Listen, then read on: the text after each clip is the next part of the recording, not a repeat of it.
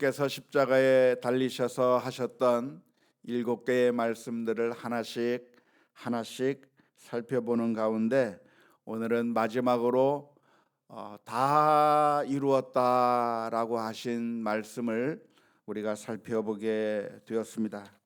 어제 말씀드린 것처럼 6번째와 7번째 말씀은 서로 어느 것이 맨 마지막이었는지 확실하지 않기 때문에 어떤 사람은 다 이루었다를 6번째 말씀으로 내 영혼을 아버지 손에 맡긴다고 하는 것을 7번째 말씀으로 보는 경우도 있습니다.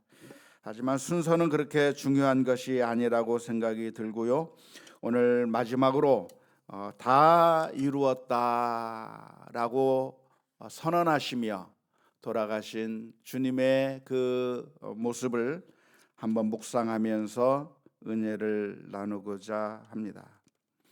예수님께서 십자가에 못 박혀 돌아가시면서 망했다가 아니라 실패했다가 아니라 다 이루었다라고 말씀하시며 운명하신 것은 아주 큰 의미가 있습니다. 죽음이라고 하는 그 엄청난 그 장벽 앞에서, 그 죽음이라고 하는 것은 사실상 모든 것을 멈추어 버릴 수밖에 없는 강력한 힘을 가진 것이죠. 원대한 계획을 세웠던 사람이라고 할지라도, 정말 많은 것들을 이루어 놓은 사람이라고 할지라도, 모든 것들이 죽음이라고 하는 그 관문 앞에서는 다 멈추어 버릴 수밖에 없는 것이죠. 사람이 계획을 아무리 잘 세운다고 할지라도, 원대한 꿈을 가지고 있다고 할지라도 그 호흡이 끊어지면 당일에 그 모든 도모가 소멸할 수밖에 없는 것이 죽음이라고 하는 강력한 그 장애물이라고 할 수 있을 것입니다. 그런데 그 죽음이라고 하는 그 강력한 장애물 앞에서 내가 뜻을 이루지 못하고 죽는 것이 아쉽다. 내가 했던 모든 것들이 다 이제 실패로 돌아가 버리는구나. 망해버렸다 하면서 예수님께서 운명하신 것이 아니라 예수님께서는 놀랍게도 다 이루었다, 성취를 선언하시면서 목숨을 내어놓게 된 것을 오늘 말씀 가운데서 보게 됩니다. 예수님께서 다 이루셨다고 말씀하신 것은 도대체 무엇을 다 이루셨다고 하는 말씀이겠습니까? 그것은 바로 우리 인류를 구원하시기 위한 구원의 사역을 다 이루셨다고 하는 말씀입니다.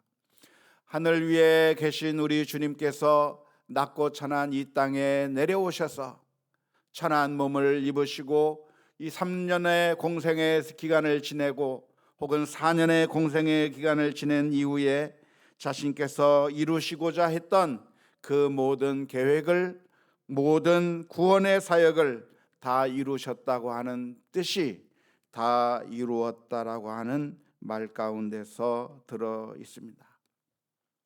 예수님께서 십자가 위에서 모든 구원의 사역을 이루기 이전에는 언제나 우리의 구원이라고 하는 것은 일시적인 것이었고, 그리고 불완전한 것이었고, 상징적인 것이었다고 할 수가 있겠습니다. 구약시대 때 사람들이 실수를 하고 죄를 짓는다고 한다면 자신의 죄를 씻기 위해서 제사장 앞에 나아가 짐승을 잡고 그 피를 드림으로, 번제를 드림으로 하나님 앞에 죄 용서를 받게 되는 그런 속죄의 제를 드리게 되었습니다. 그렇게 되면 짐승에게 자신의 손을 얹고 자신의 죄를 전가시켜서 내 죄를 대신하여 이 짐승을 잡음으로 말미암아 내가 마치 죽임을 당하는 것 같은, 내가 지은 죄를 이제는 그 짐승이 대신 지고 죽음으로써 내가 죽음으로 말미암아 그래서 죄가 용서되었다고 하는 그런 의미의 속죄제를 드렸던 것입니다. 하지만 우리가 잘 알 수 있는 것처럼 그 짐승을 대신하여 죽인다고 해서 인간의 생명을 대신할 수 없다고 하는 것이 문제일 것입니다. 사람의 가치와 짐승의 가치는 비교가 되지 않습니다. 아무리 수천 마리, 수만 마리의 짐승의 값을 준다고 해도 한 사람의 생명과는 바꿀 수가 없는 것이죠. 따라서 짐승을 잡아서 사람의 죄를 대신 씻는다고 하는 그것은 원래부터 가능한 것이 아닐 것입니다. 하지만 하나님께서 이러한 제사의 제도를 우리들에게 주신 것은 이러한 제사를 통해서 먼 훗날 예수님께서 우리를 대신하여 죽으실 것을 기다리게 하고 또한 바라보게 하는 그런 의미에서 이 속죄의 제사를 제정하신 것이라고 할 수가 있겠는데요. 그래서 이스라엘 민족들이 하나님 앞에 죄를 범할 때마다 속죄제를 드려서 용서를 받기는 했지만 그 용서가 완전한 것일 수가 없기 때문에 죄를 지을 때마다 하나님 앞에 또 나가고 또 나가고 또 나가서 속죄제를 다시 한번 드리고 또 드려야만 하는 그런 반복적인 제사를 드릴 수밖에 없었던 것입니다. 아무리 제사를 드려도 그것이 충분하지 않았기 때문에 그렇습니다. 하지만 예수님께서 이 세상에 오셔서 아무 죄가 없으신 우리 주님께서 우리들을 대신하여 십자가를 지심으로 말미암아 이제는 우리의 모든 죄가 단번에 완전히 모든 죄를 다 사하시게 되는 그런 놀라운 구원의 역사가 이루어졌기 때문에 이제는 십자가 위에서 예수님께서 다 갚아버렸다, 모든 죄를 다 청산했다고 하는 청산의 메시지를 선언해주고 계시는 것입니다. 이제는 더 이상 우리의 죄를 위하여 우리가 지불해야 될 대가가 남아있지 않다고 하는 것입니다. 우리가 돈을 빌렸을 때 그 돈을 빌리면 이자가 불어나기 시작합니다. 그래서 엄청난 이자를 감당하지 못하는 경우가 있겠는데요. 그런데 그래서 조금씩 갚는다고 해도 그 채무를 다 갚기가 정말 어려운 일들이 발생을 하는 것입니다. 그런데 누군가 나의 그 채무를 완전히 다 갚아준다고 한다면, 그래서 그 채무 증서를 찢어버리게 된다고 한다면 더 이상 내가 갚아야 할 것이 하나도 남지 않게 되는 것처럼 우리가 지은 죄의 싹은 사망일 수밖에 없는데 그 사망의 죄값을 예수님께서 다 갚아주셨기 때문에 더 이상 우리가 갚아야 할 채무가 없다고 하는 것이 성경적인 진리라고 하는 사실을 믿으시기를 주님의 이름으로 축원합니다. 이제 주님께서 우리의 죄가 지은 그 채무를 다 지불해 버렸기 때문에 다 갚았다고 하는 채무 청산 그런 도장을 찍어 주셨기 때문에 더 이상 드려야 할 제사가 남아 있지 않게 되었다고 하는 그런 의미입니다. 저희는 종종 교역자들이 같이 식사를 점심 때마다 하게 되는데요. 한 번은 어느 식당에 가서 식사를 했는데 우리 교회 권사님을 만났습니다. 권사님을 만나서 반갑게 인사를 하고 그리고 식사를 다 마친 다음에 그리고 계산을 하러 나가다 보면 식당 주인께서 그러시는 거예요. 아까 그분이 돈 계산하고 갔어요. 그러면 너무나도 기분이 좋아가지고 그래서 그냥 당당하게 걸어 나올 때가 있는데요. 제대로 된 비유인지는 모르겠지만 아무튼 그렇게 누군가 나를 대신하여 돈을 내버리면 더 이상 우리가 그 식당에서 갚아야 될 것이 아무것도 남지 않고 당당하게 걸어 나올 수 있게 되는 것처럼 우리가 지은 죄는 우리가 청산해야 될 빚이 있는 것이고 우리가 청산해야 될 그 빚은 죽음으로서만 갚을 수 있는 것인데, 그 죽음의 빚을 우리 주님께서 오셔서 우리 대신 갚아버렸기 때문에 더 이상 우리가 갚아야 될 채무가 아무것도 남지 않았다고 하는 채무 청산의 선언이라고 할 수가 있겠습니다. 예수 그리스도 안에서 우리가 영생의 선물을 얻게 되었기 때문에 십자가 위에서 피를 흘려 주심으로 말미암아 죄가 사라지게 되었고 영생을 선물로 받게 되어서 이제는 아무것도 더 이상 우리가 갚아야 할 채무가 없다고 하는 사실을 오늘 저와 여러분들이 다시 한번 기억하며 감사하며 믿음으로 살아가는 우리 모두가 다 될 수 있기를 주님의 이름으로 축원합니다. 그런데도 안타깝게도 우리 교회 내에서 아직도 우리가 청산해야 될 죄의 대가가 있는 것이고, 그리고 우리가 그것을 청산하기 위해서는 우리가 더 무엇인가를 해야 한다고 하는 가르침이 아이러니컬하게도 우리 교회 내에서 역사상 계속해서 반복되어 왔습니다.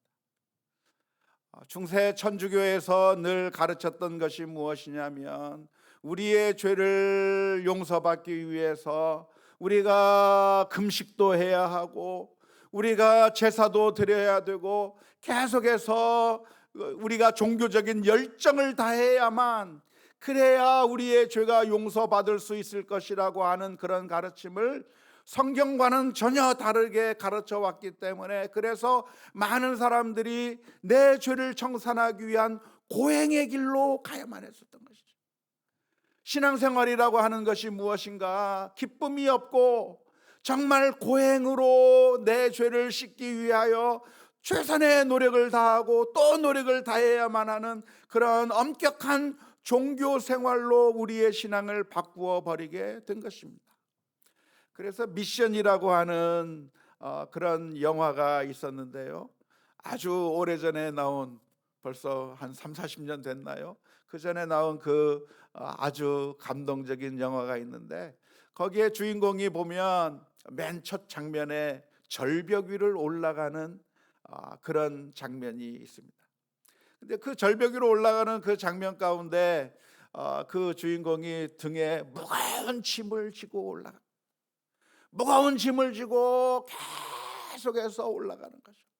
올라가다가 넘어지면 또 다시 올라가고, 그 짐이 떨어지면 다시 그 짐을 갖고 또 올라가고 하는데, 그렇게 하는 이유가 무엇입니까? 자신이 지었던 그 죄를 속죄하는 마음으로, 내가 고행을 하고 내가 이런 힘든 그 과정을 거치면 내 죄가 용서받을 수 있고 내가 씻음을 받을 수 있겠다고 하는 그런 마음으로 그런 고행을 하고 있는 것이죠. 이 세상의 모든 종교가 그런 식으로 우리를 향해서 가르치고 있습니다. 오체투지를 해가면서 108배를 하면서 정한수를 떠놓고 1000일 동안 100일 동안 그렇게 정성을 다하고 최선의 정성을 다할 때, 그래야 우리가 무엇인가 얻을 수 있고 우리가 모든 것을 씻을 수 있다고 하는 그런 종교적인 열정들을 불러일으키는 일들이 많이 있는데, 놀랍게도 우리 사람들의 심리라고 하는 것이 그렇게 열심히 고행을 하고 열정적으로 종교 생활을 해야만 그래야 우리가 무엇인가를 얻을 수 있다고 하는, 내가 무엇인가를 대단한 노력을 해야만 그래야 무엇을 얻을 수 있다고 하는 것에 우리들의 마음은 너무나도 쉽게 끌려갑니다.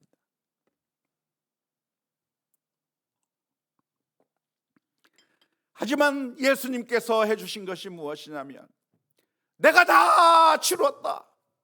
너희들이 당해야 될 그 고난과 너희들이 당해야 될 그 아픔, 그 죽음을 내가 다 짊어지고 내가 십자가 위에서 다 해결했으니 이제는 자유롭게 해방의 삶을 살으라고 저와 여러분들을 향해서 선언해 주고 있다고 하는 사실을 믿을 수 있기를 주님의 이름으로 축원합니다. 고난주간이라고 하는 것은 1년 내내 평생 자유롭게 살다가 마음대로 죄를 짓고 살다가 고난주간이 되면 내가 고난을 당해야 되겠다, 내가 정말 나 자신을 힘들게 만들고 고통스럽게 만들어서 그래서 해야 되겠다고 하는 그런 의미가 아니라, 물론 그런 걸 통해서 주님께서 얼마나 큰 고난을 당하셨는가를 느끼고, 그리고 주님의 은혜를 감사하는 그런 마음을 가질 수는 있겠지만, 그러나 내가 주님의 고난을 조금 덜어드리는 것이 아니고 내가 그것을 무엇인가를 하는 것이 아니라, 이 고난 주간은 주님께서 얼마나 큰 은혜를 우리들에게 베풀어 주셨는가, 주님께서 얼마나 큰 놀라운 사랑을 우리에게 주셨는가, 그리고 그 결과로 어떻게 우리가 구원을 받게 되었는가를 다시 한번 기억하게 되는 놀라운 은총의 시간이 되어야 될 줄로 믿습니다. 물론 이 말씀은 주님께서 우리들을 위하여 모든 것을 다 이루셨다고 하는 말씀은 이제부터는 우리가 마음대로 죄를 지으며 살아도 괜찮다고 하는 그런 의미가 아닙니다. 조금 전에 우리 기독교 역사상 아직도 우리가 치러야 될 그런 죄가 있는 것처럼, 우리가 고행을 하고 우리가 고난을 하고 금식을 하고 온갖 그런 일들을 하면서 자신의 죄를 씻어보려고 하는 그런 일들이 우리 교회 역사상 계속해서 내려왔다고 하는 그런 경향들이 많이 있었다고 하는 것을 말씀드렸는데요. 정반대로 정반대의 그런 역사가 반복되어 왔는데, 그 반복된 역사 중에 하나가 무엇이냐면, 그러니까 예수님께서 우리들의 죄를 다 해결해 주셨으니까 이제는 마음대로 살아도 된다, 죄를 지어도 괜찮고 우리가 무슨 짓을 해도 우리는 예수님만 믿으면 천국에 가게 된다라고 하는 그런 방임주의가 또 기독교 역사상 계속해서 흘러내려왔습니다. 예수님께서 내 죄를 다 씻어주셨다며, 그러니까 이제는 내가 마음대로 살아도 아무 문제 없겠구나라고 하는 그런 자유방임주의가 나타나게 된 것입니다. 예수님께서 십자가에서 못 박혀 죽으신 그 죄사함의 역사가 우리의 과거의 죄뿐만 아니라 현재의 죄, 그리고 미래의 죄까지 다 씻어주셨다고 한다면 마음대로 죄 지어도 괜찮겠다고 하는 그런 생각들이 사람들의 마음 가운데 자연스럽게 나타나게 되는 것이죠. 오늘날 구원파의 그런 잘못된 주장들이 그런 식으로 나타나고 있는데요.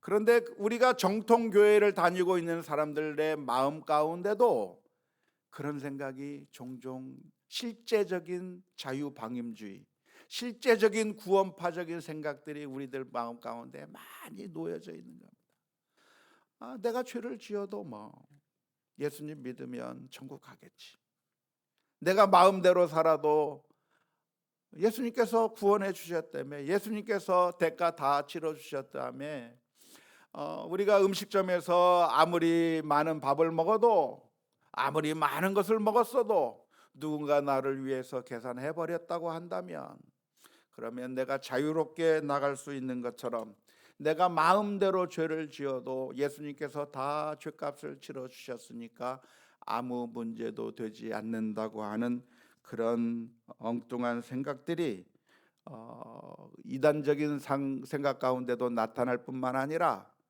놀랍게도 우리 성도들의 마음 가운데도 죄를 지으면서 그렇게 심각함을 느끼지 못하고 살아가는 경우가 많이 있습니다. 예수님께서 다 이루셨다고 하는 말씀은 그러니까 이제부터는 마음대로 죄를 지어도 괜찮다고 하는 그런 의미의 말씀이 아닙니다. 구원이라고 하는 것은 장소적인 개념이 아니라 관계의 회복을 의미하기 때문에 그렇습니다.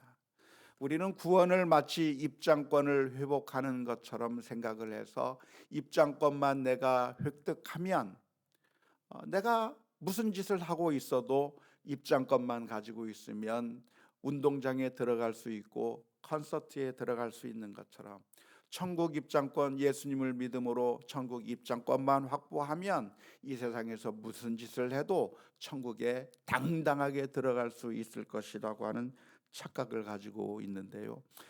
천국에 들어가는 것은, 구원은 그렇게 장소를 이동하는 것의 개념이라기보다는 하나님과의 망가진 관계를 회복하는 개념으로 이해하시는 것이 옳고, 우리가 예수님과, 우리가 주님과 그 결혼의 관계로 들어가는 것에 비유할 수 있을 것입니다. 우리가 결혼식을 하는 것으로 끝나는 것이 아니라, 결혼식을 하게 되었다고 한다면 이제는 두 부부가 서로 사랑하면서, 그리고 서로 존중하면서, 서로 도와주면서 행복한 삶을 살아야 그게 결혼인 것처럼, 호적 신고만, 결혼 신고만 하고, 그래서 결혼했다고 하는 그런 이름만 주민등록에 올라가기만 하면 그게 다 끝나는 것이 아니라, 우리가 결혼을 하게 되면 함께 행복하게 살아가는 것이 그게 진짜 결혼인 것처럼, 구원이라고 하는 것은 우리가 천국에 간다고 하는 것을 인정받았다고 하는 것이 중요한 것이 아니라, 하나님과의 사랑의 관계 가운데 행복하게 영적인 삶을 계속해서 살다가 하나님 앞에 들어가는 것이고, 그렇기 때문에 천국은 우리가 죽어서 가는 것만이 아니라 사실은 이 세상에서 살아가는 동안에 주님과 함께 사랑의 관계 속에서 살아갈 수 있을 때 천국을 지금도 살아가는 것이라고 하는 사실을 믿을 수 있기를 주님의 이름으로 축원합니다. 구원의 감격을 가진 사람은 기쁨으로 주님의 뜻대로 살아가야 하는 것입니다. 주님께서 아버지의 뜻에 철저하게 순종하신 것은, 우리 주님께서는 늘 하나님의 뜻을 묻고 하나님의 말씀대로 순종하며 하나님과 동행하며 살았는데, 그렇게 한 것은 그렇게 해야만 자신이 구원을 받을 수 있기 때문이 아니라 하나님과의 관계 자체가, 바른 관계 자체가 존재 자체고 기쁨이기 때문에 주님께서 그렇게 하신 것입니다. 탕자가 집을 떠났다가 집으로 돌아왔다고 한다면, 이제부터는 그 다음 날 일어나서 아버지 잘못했어요, 그 다음 날 또 일어나서 아버지 또 잘못했어요 말하면서 하는 게 아니라, 탕자는 이제 집에 돌아왔다고 한다면 다시 떠나지 않아야 되는 것이죠. 아버지의 집에서, 그 안에서 아버지의 말씀의 그 상황 속에서 살아가야 하는 것이 옳은 것처럼, 우리 예수님께서 우리들을 위해서 다 치르셨다고 하는 그 이야기는, 그것은 우리가 마음대로 자유롭게 방종하며 사는 것이 아니라 주님의 은혜를 기뻐하며 감사하며 살아가야 한다고 하는 사실을 기억할 수 있기를 주님의 이름으로 축원합니다.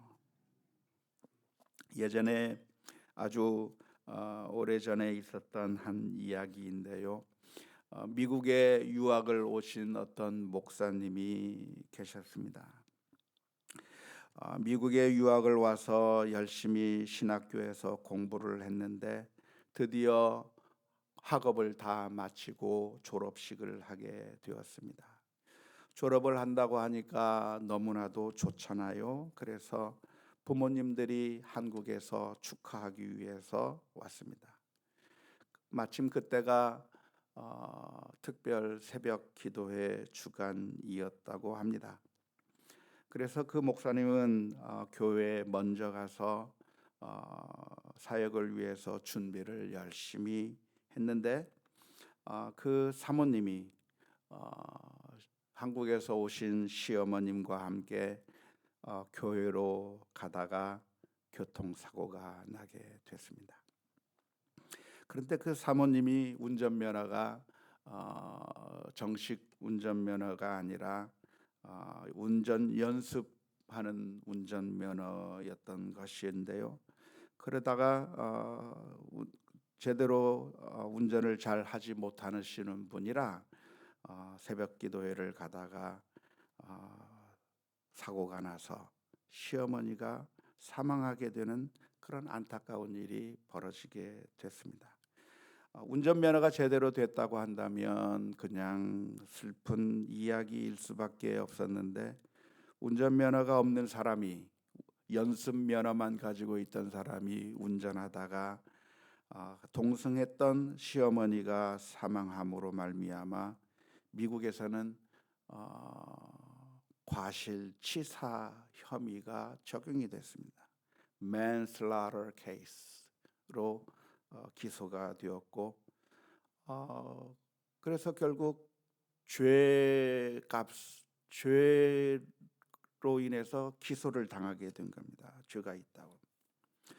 그 문제를 해결하기 위해서 변호사들을 고용해서 방어를 하는데, 변호사들에게 가서 해봤자 늘 돈만 뜯기지 제대로 된 도움도 제대로 받지 못하는 가운데 아무튼 많은 고난을 당하다가 결국 판결을 받았는데 사회봉사 명령을 받게 됐습니다. 정말 슬픈 일인데 사회 초범이기 때문에 고의가 있었던 것도 아니고, 그래서 아무튼 징역형이 아니라 사회봉사 명령을 받게 되어서 몇 시간 동안 사회봉사를 해야만 하는 그런 일을 받게 됐습니다. 그래서 고속도로에 나가서 오렌지색 옷을 입고 고속도로에 쓰레기를 줍는 일들을 하고, 장애학교 봉사로 바꾸어서 나중에는 장애학교에 가서 그 사모님이 봉사도 하고, 그래서 몇 시간 동안 그 사회봉사 명령을 다 채우고 다 채워서, 그래서 법원에 그동안 사회봉사를 이렇게 해서 다 치렀다고, 다 했다고 하면서 증명을 해가지고 법원에 갔더니 법원에서 도장을 하나 꽝 찍어주는 겁니다. Paid in full, 다 갚았습니다. 빨간 도장으로 Paid in full, 더 이상 치러야 될 게 없이 다 치렀습니다 라고 하는 그 도장을 보는 그 순간에 너무나도 감격돼서 기뻐서 울었다고 하는 그런 이야기를 어느 목사님을 통해서 들은 적이 있습니다.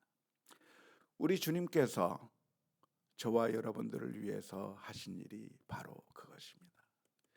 우리가 매일 짓는 죄악, 우리가 매일 범하는 그 악한 것들, 그래서 그 죄의 싹은 사망일 수밖에 없는데, 예수님께서 우리를 대신하여 피를 흘려주심으로 말미암아, 죽음을 죽으심으로 말미암아 paid in full, 다 이루었다, 다 갚았다 라고 하는 선언, 다 이루셨다고 하는 그 선언을 저와 여러분들에게 해 주시는 줄로 믿습니다.